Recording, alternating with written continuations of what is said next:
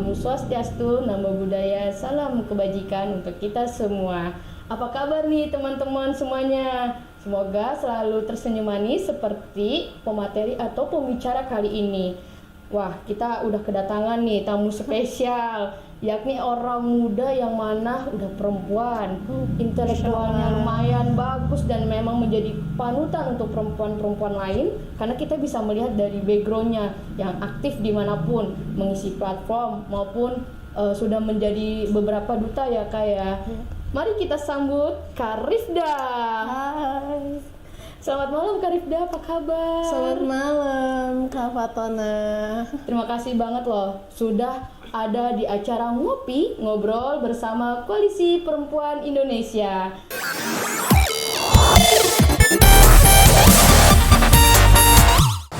Kak, di sini kita ingin berbincang-bincang terkait orang muda. Boleh, Paham atau sadar akan kesetaraan gender. Karena kita sudah melihat ya beberapa terkait kesetaraan gender itu untuk orang muda mungkin masih ada yang paham ataupun yang belum bisa mengimplementasikannya dengan baik. Nah sebelumnya aku kepo nih sama background kakak, bisa diceritakan ke teman-teman yang ada di rumah? Oke.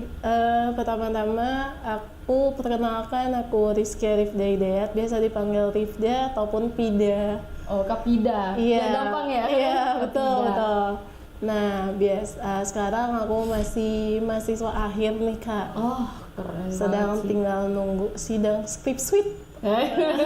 biar kelihatan manis ada Iya. sweetnya ya di belakang. Betul.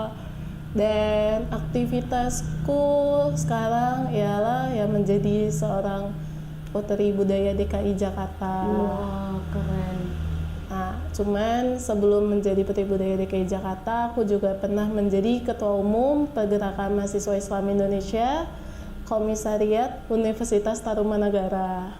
Oh, kakak ada di Universitas Tarumanagara ya? Betul. Mungkin teman-teman ada nih, nanti bisa kontak-kontakan. Betul, siap. Tahu lah ya Untar di mana. Tahu dong. Nah, aku juga pernah menjadi Duta Damai DKI Jakarta. Wow. Itu dia di bawah naungan TIF. Oh, oke. Tidak bisa disebutkan di Ya, sini nggak apa-apa. juga kan. Nah, terus juga aku juga pernah menjadi Queen of Peace Indonesia 2021. Itu 2021 ya? 2021. Itu masih muda banget. Dan pernah juga mengikuti berbagai ajang internasional, salah satunya kemarin sempat ikut semacam mirip kayak simulasi PBB itu di Malaysia. Oh, Itu sekitar Ngapain 5 hari 4 malam. itu ngapain Kak? Kayak gitu? Itu kita kan saat itu tuh dibagi menjadi 3 jenis gitu loh. Jadi kayak ada yang lebih ke UNICEF, Oh, lebih ke WHO, dan satunya lagi tuh lebih ke mana ya kemarin tuh aku agak lupa deh satunya. Jadi saat itu aku lebih ke UNICEF-nya. oh, Nah, perdamaian nggak sih kalau tentang iya. itu? Oh. Lebih ke ngituin ke anak-anaknya Oh, segala ke macamnya anak-anak. kan. Wow. Dan aku sebenarnya mungkin kalau yang tahu udah memfollow Instagram aku itu pasti ada aku sempat menjadi pendekar anak UNICEF. Itu Wow. ada gelangnya. Oh iya. Tapi aku lagi nggak make. Gak apa-apa Kak. Aku lagi nggak make gitu. Terus kalau boleh tahu Kak, kalau misalkan tadi aku kan dengar ya Duta Damai, itu tuh ngapain sih Kak? Maksudnya kita berperan seperti apa nih gitu? Duta Damai itu kita namanya dia kan di bawah naungan salah satu lembaga pemerintah. Yang fungsinya itu adalah untuk memberikan narasi-narasi perdamaian, Kak. Oh, Jadi kayak misalkan apalagi kan sekarang ini lagi hangat-hangatnya ya. Maksudnya politik segala macam, apalagi kayak politik identitas atau mungkin politik agama segala macam itu kan sangat banyak banget dan ya. itu rentan banget nggak sih? Itu rentan banget timbul konflik perpecahan antara suku satu dan suku yang lainnya gitu kan. Nah makanya kenapa adanya Duta Damai ini ya untuk memberikan dan mengedukasi nih ke masyarakat khususnya DKI Jakarta untuk jangan sampai termakan dengan isu-isu hoax, isu-isu radikal. Oh. Karena itu akan memecah belah negara kita sendiri gitu loh. Kalau tadi duta budaya itu ngapain? Kalau putri budaya, putri, iya. Putri Kalau putri budaya itu lebih paling kita kayak mengasih tahu lah ke misalkan apa ya namanya ya, kayak orang dari luar gitu, misalnya dia mau main nih ke Jakarta ya, kita kasih tahu ini loh budaya DKI ini seperti ini, budaya Betawi. Dari mulai misalkan kan kalau di Betawi itu ada kebaya encim ya kan. Terus kalau laki-lakinya tuh pakai baju apa yang dia ada ininya. Iya, ada pinnya gitu. Terus kayak baju-baju abang none, ya kan. Itu kita memberitahukan kayak misalnya nih kakak dari Jawa ya, kita kasih tahu ini loh Kak Fatona bahwa budaya DKI ini seperti ini, adat istiadatnya. Oh, jadi kayak semacam tour guide.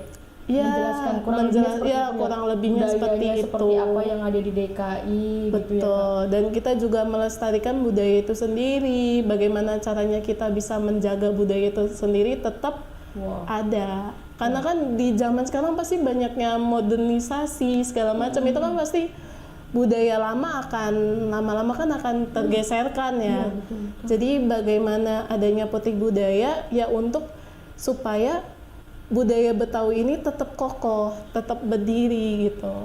Walaupun akan banyaknya budaya-budaya masuk lain. Oh, seperti itu. Gitu. Keren sekali ya. Dari pengalaman dan pengetahuannya berarti memang sudah nggak bisa diragukan lagi sebagai perwakilan orang muda yang bisa menginspirasi terutama untuk perempuan-perempuan mengikuti jejaknya. Dari tadi Kak, dari story-nya Kakak sudah melewati berbagai lika-liku nih Kak. Nah, menurut Kakak apa sih tantangannya sebagai orang muda ketika ingin aktif atau setidaknya nggak aktif dalam satu organisasi atau komunitas saja? Sebenarnya tantangannya tuh lebih ke circle ya. Oh, circle. Lebih ke circle dan lebih ya sama halnya sih, circle lingkungan tuh sama aja, cuman lebih kayak tergantung kita mau mencari circle yang seperti apa. Karena circle itu tuh berpengaruh loh Kak. Oh iya? Iya, sangat amat berpengaruh. Makanya kenapa kan ada yang bilang kalau kita berteman sama tukang minyak wangi nanti jadi wangi. Oh iya, ya berarti kan? itu memang betul. Memang itu sangat amat berpengaruh. Dari circle, terus pola asuh itu sangat amat berpengaruh sekali. Gitu loh. Cuman kan memang kadang beberapa ya memang misalnya nih kayak Kak Fatona ini pengen menjadi wanita karir, cuman circle-nya tidak mendukung untuk menjadi wanita karir. Pasti kan otomatis kayak dari diri Kak Fatona sendiri kan akan ngerasa kok teman-teman saya tidak mendukung saya ya, pasti kan ada rasa nggak enak. Iya sih. Ya kan, jadi kayak lebih ada beberapa orang tuh yang ikut-ikutan temen, ada beberapa orang tuh yang kayak lu ngapain sih ikutan kayak gitu, emangnya udah yakin menang. Padahal ya coba aja dulu. Iya sih, semuanya dari kayak bahasanya apa ya Kak, dari circle itu kita bisa menentukan atau sebenarnya kita mau kesini ada yang dukung gak nih? Betul. Karena kan orang muda juga rentan gak sih Kak? Betul. Masih kayak butuh support system bahasanya dari circle kita. Itu sangat berpengaruh berarti ya Kak? Sangat amat berpengaruh banget. Circle itu berpengaruh banget. Dan dukungan orang tua, dukungan keluarga itu juga sangat amat berpengaruh. Nah Kak, dari story-nya Kakak itu ada up and down-nya.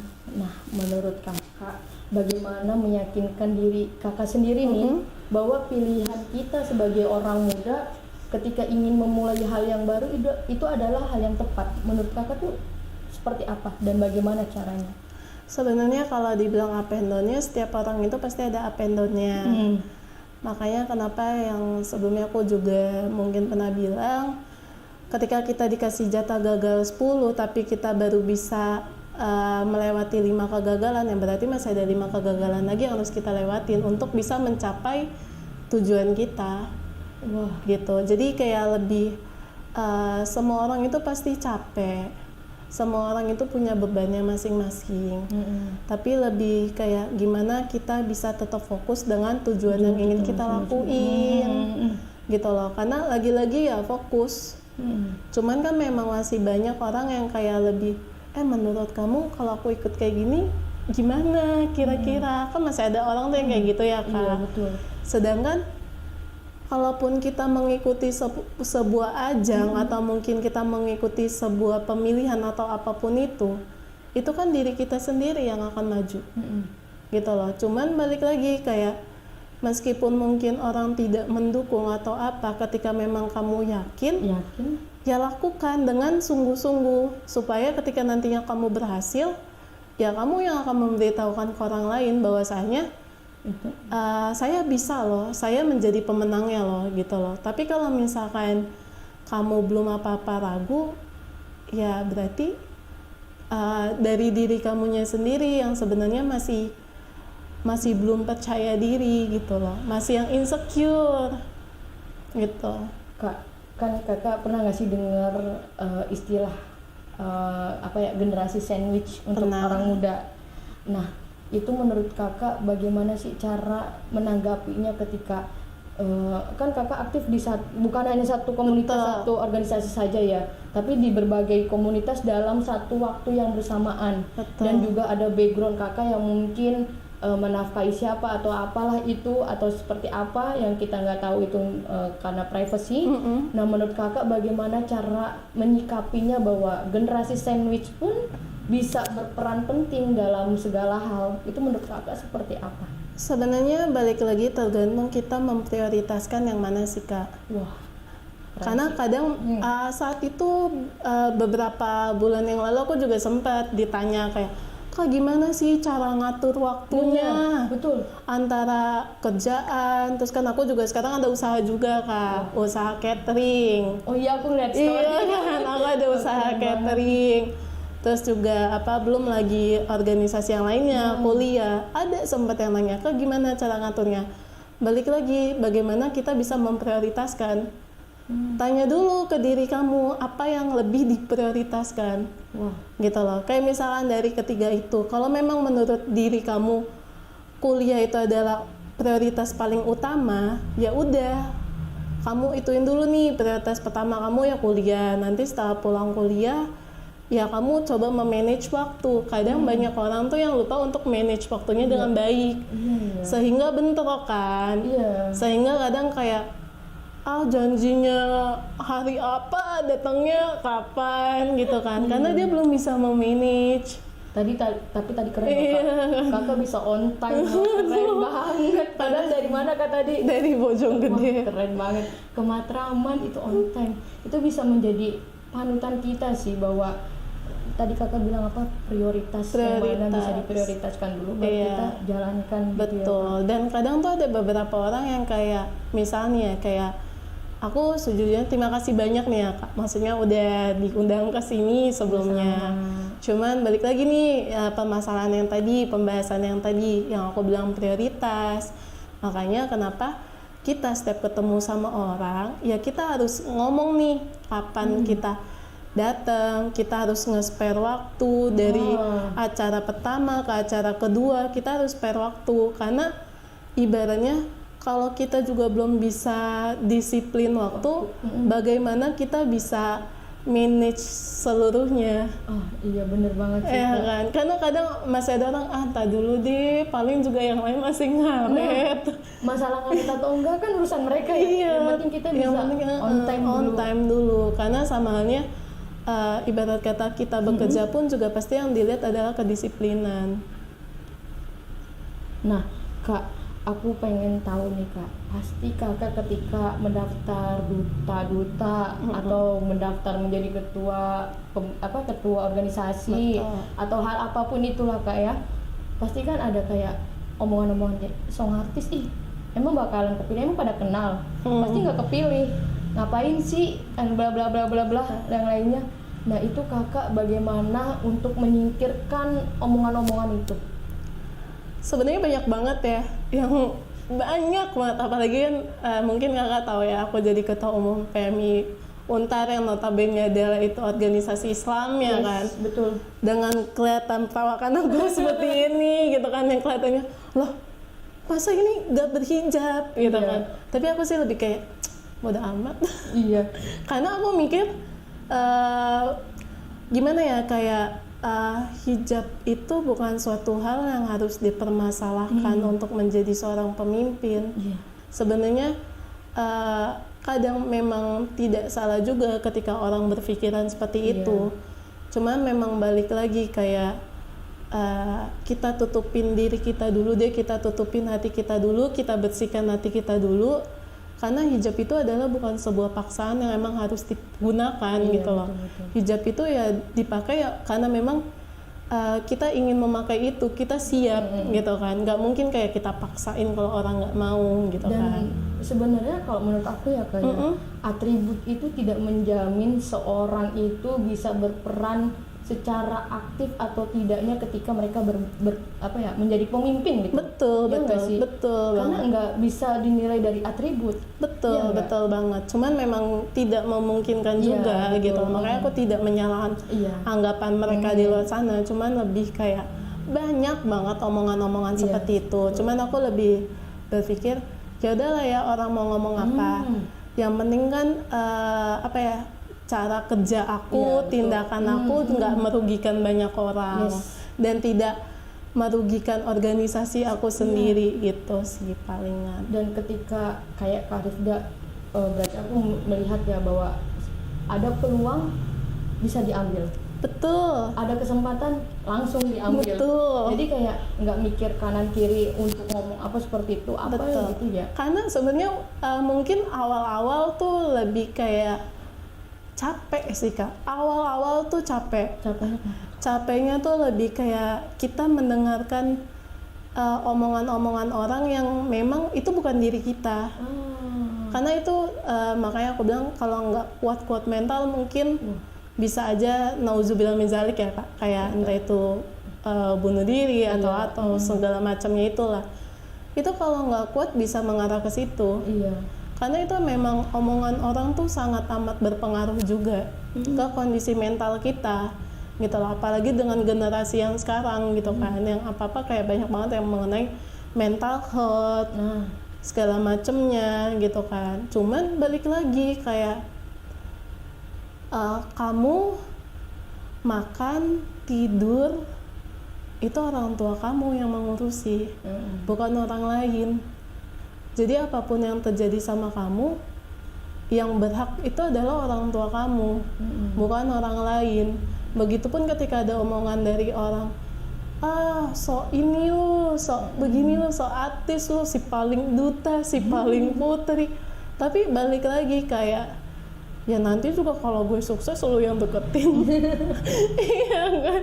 Jadi lebih kayak ya udah biarin aja orang berkata apa, yang penting kita fokus jalanin hidup kita tanpa kita kita fokus tanpa kita harus merusak kebahagiaan orang lain. Udah. quotes bagus tuh Kak. Iya. Kita bisa fokus teman-teman atau iya. sahabat-sahabat koalisi perempuan tanpa merusak.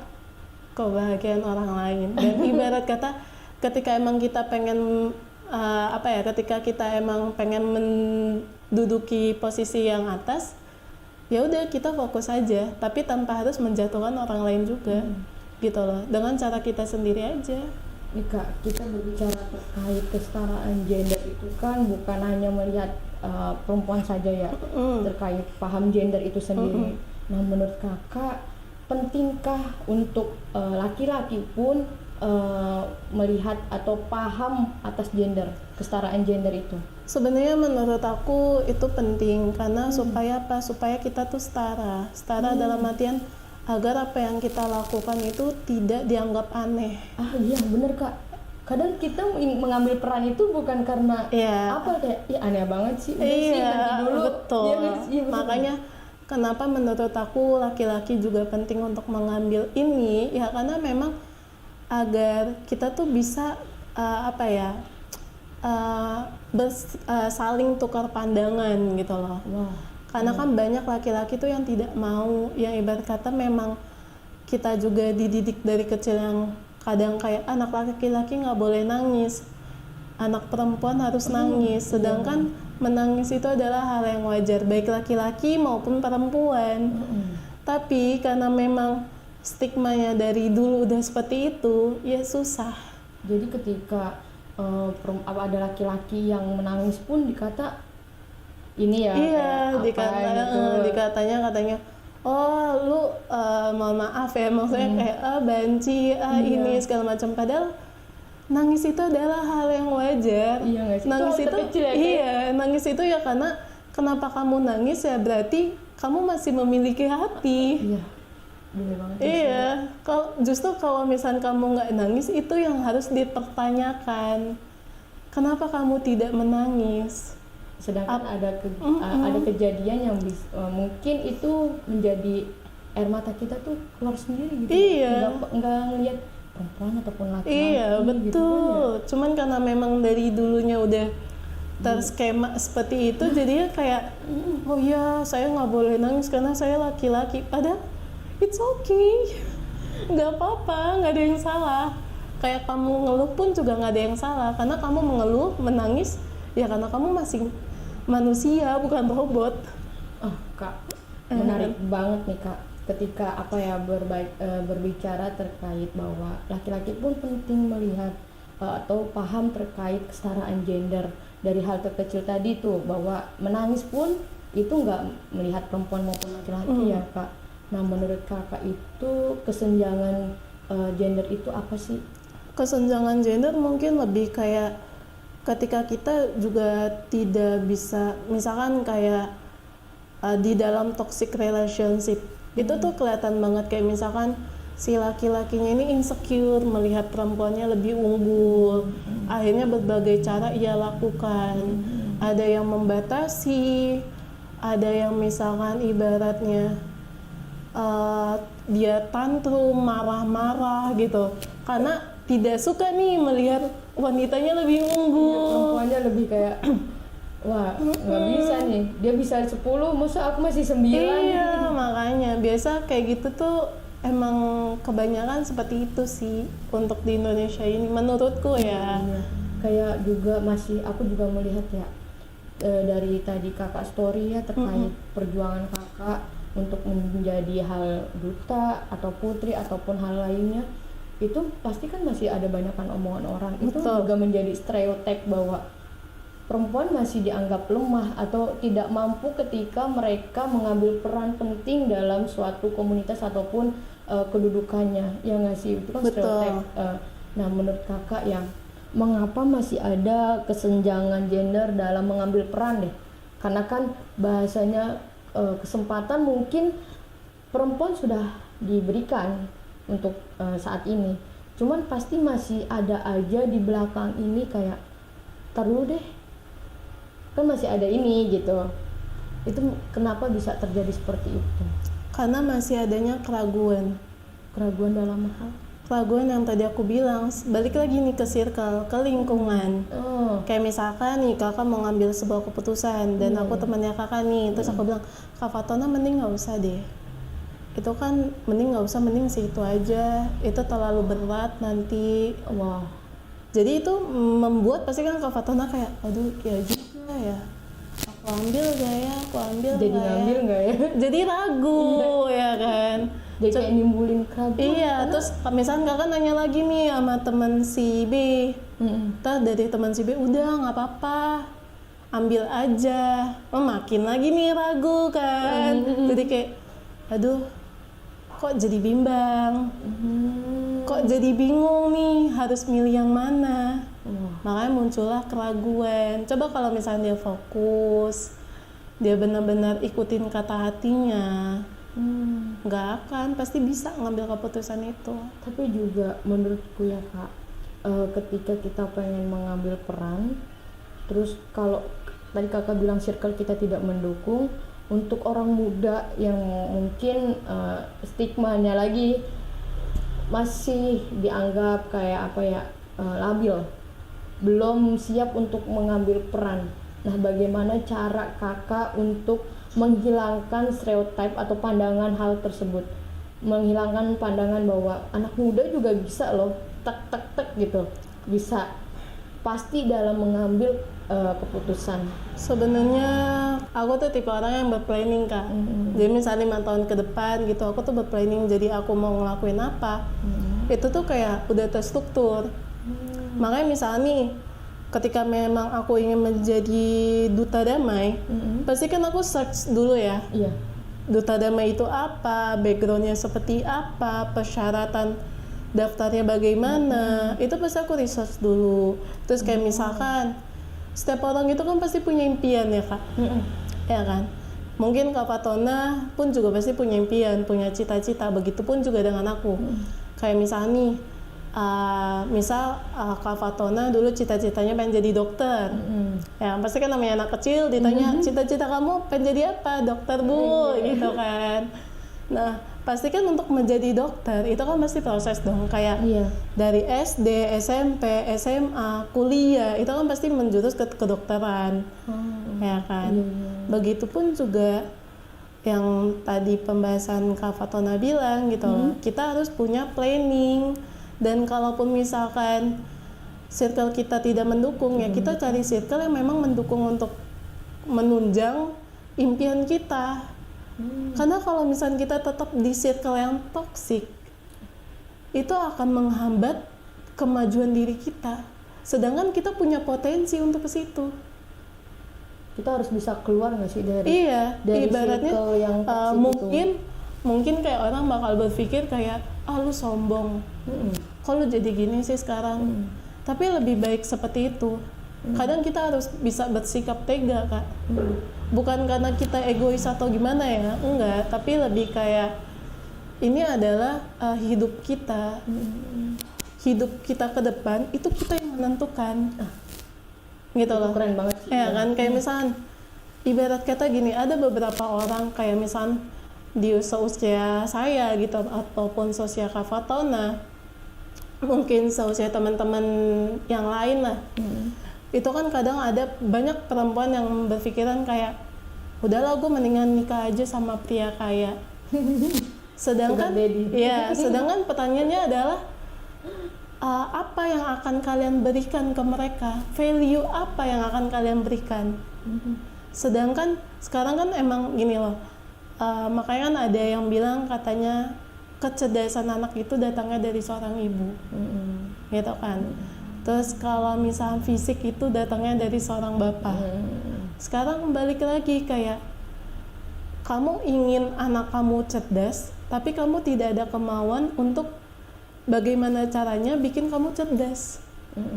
Karena nggak mungkin dong ketika nanti one day nikah gitu kan. Pasti kan namanya kita masih muda adalah imajinasi menikah, punya anak segala macamnya gitu kan Kak. Dan nggak mungkin juga kayak anak kita nanya, ibu ini aku ada PR, ini apa, terus ibunya, ya saya nggak tahu. Kan nggak mungkin seperti itu. Makanya kenapa kita sebagai perempuan sebelum nantinya kita menikah ya kita harus banyak belajar, supaya ya kita tahu gitu loh karakter nanti anak kita seperti apa, suami kita bagaimana, karena kita nggak pernah tahu apakah nanti ketika kita nikah kita dibatasi atau tidak.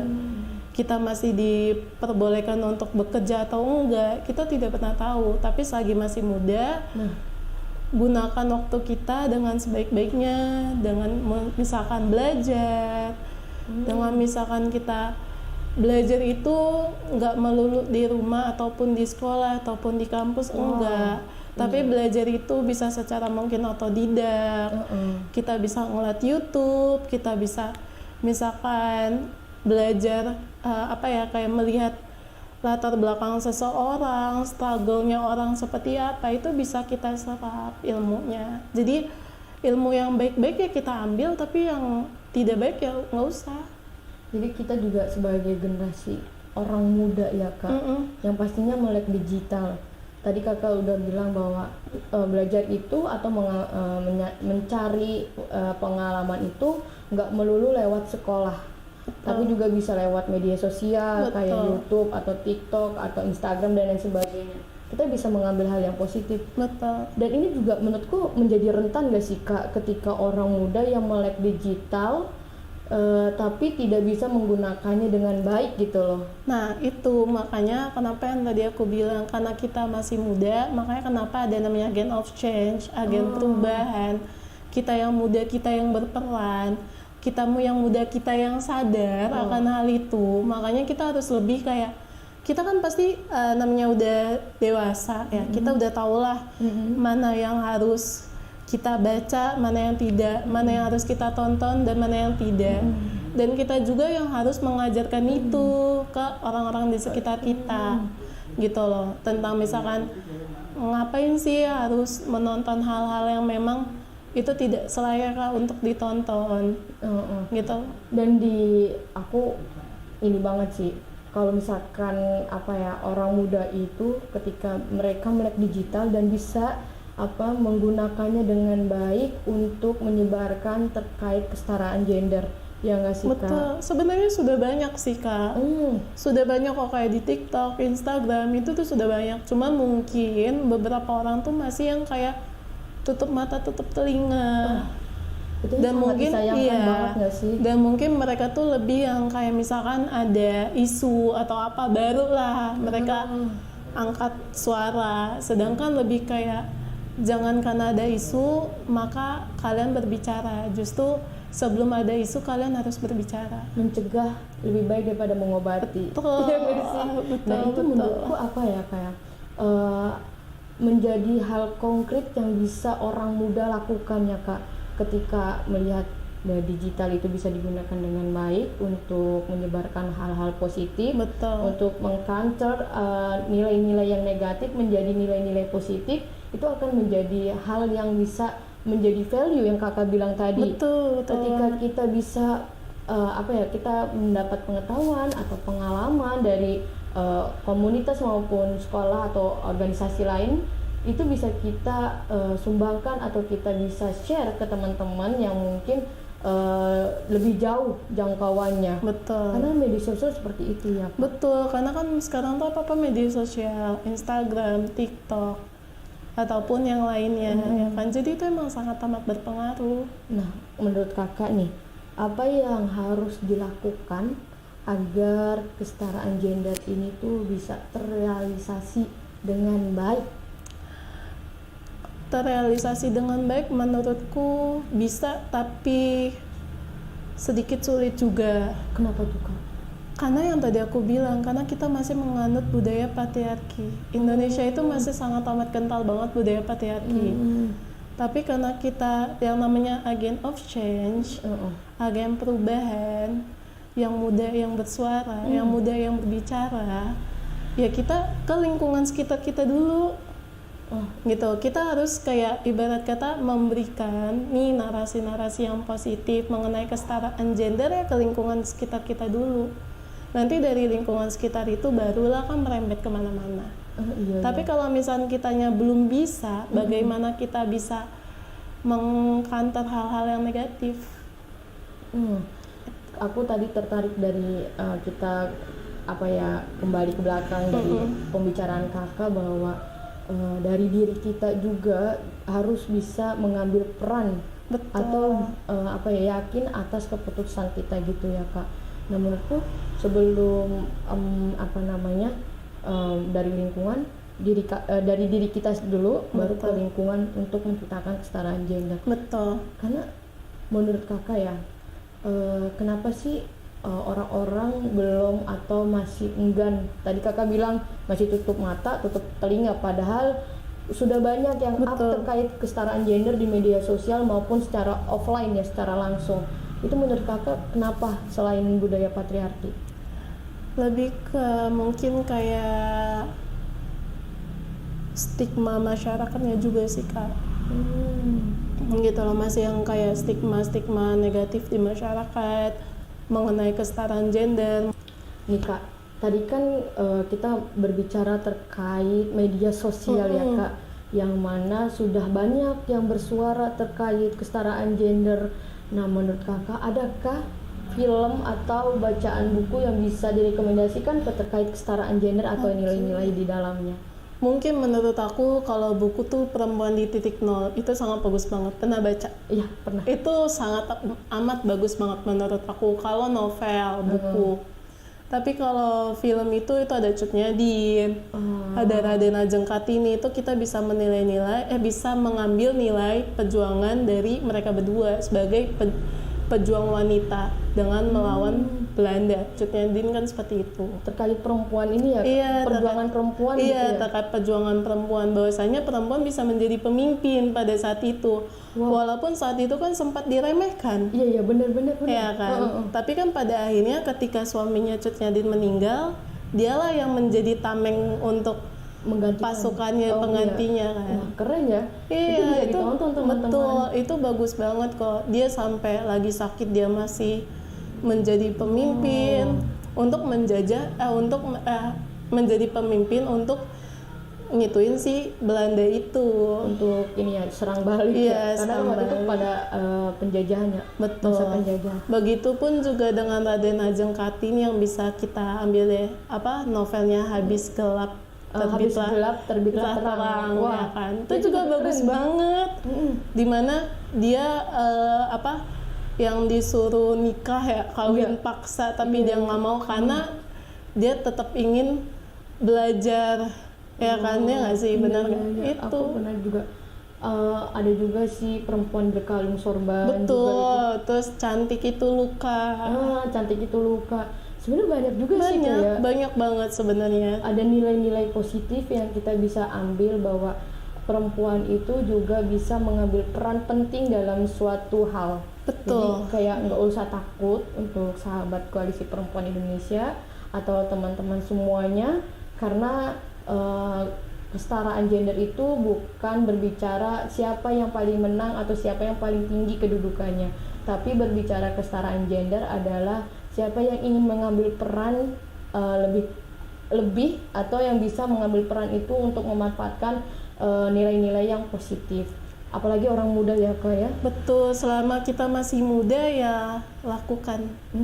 Selama masih muda lakukan. Orang muda jangan leyeh-leyeh. Iya, Boleh leyeh-leyeh, tapi ada waktunya enggak sih Kak? Betul banget. Karena usia kita nggak ada yang tahu ya. Iya. Kita berbicara orang muda dari tadi aja orang muda. Karena mulu. selagi kita masih muda, ya lakukanlah hal-hal yang bermanfaat untuk diri kita maupun orang sekitar. Karena itu bisa memanfaatkan waktu untuk orang muda juga. Betul, karena impact-nya akan nantinya ke anak cucu kita juga. Nah, keren. Berbicara tadi Kak, sedikit ngulik, berbicara kecerdasan perempuan. Sebenarnya kita bisa meng-highlight bahwa kita bisa menekankan ya, bukan hanya kecerdasan perempuan saja, tapi juga laki-laki juga mengambil peran penting ya Kak ya, untuk mengasuh keturunannya nanti seperti apa. Karena untuk mendidik, mengasuh dan lain sebagainya itu bisa dilakukan dua belah pihak ya Kak ya. Hanya saja yang membedakan, yang melahirkan siapa, yang mencari nafkah itu siapa, kan kayak gitu. Tapi tetap yang mendidik seorang anak itu adalah kewajiban kedua orang tuanya, bukan salah satu aja. Ya betul banget. Wah keren banget sih Kak atas ngopi malam hari ini, karena terima kasih Kak sebelumnya sudah datang walaupun dalam kondisi yang mungkin belum staminanya belum stabil atau memiliki kesibukan lain, tapi bisa mau ngopi dalam malam hari ini. Sebelumnya kami ucapkan terima kasih. Kembali lagi kepada podcast atau selanjutnya kepada podcast Ngopi Ngobrol Koalisi Perempuan Indonesia. Bye bye.